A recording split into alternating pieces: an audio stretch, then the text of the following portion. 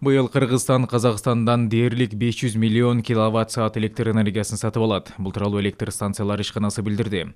Ишкана билдиргенде 2019-жылдан тарта Нарын Сырдария дарыяларынын бассейндеринде суунун азайганы байкалат. Быйылкы жылдын башында Токтогул КЭСиндеги суунун көлөмү 14,9 миллиард куб метрди түзүп, былтыркыга караганда 1,8 миллиард куб метрге аз болгон. Быйыл вегетациялык мезгил учурунда Токтогул суу сактагычына суунун агып келиши көп жылдык орточо нормадан 90% түзгөн. Суу энергетика ресурстарын сактоо жана электр энергияга болгон ички керектүүнү жабуу үчүн Токтогул суу сактагычындагы суунун керектүү көлөмүн камсыз кылуу максатында быйыл электр энергиясын сырттан алуу зарылдыгы жаралууда.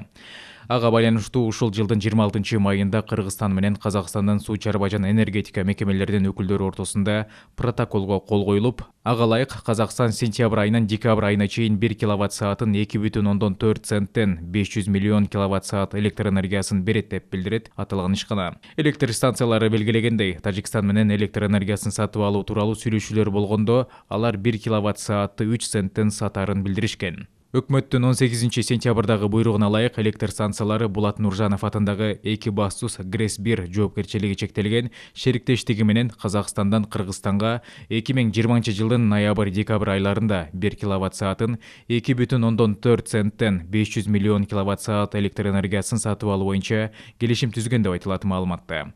Жакынкы күндөрү Казакстан Кыргызстанга электр энергиясын экспорттой баштайт.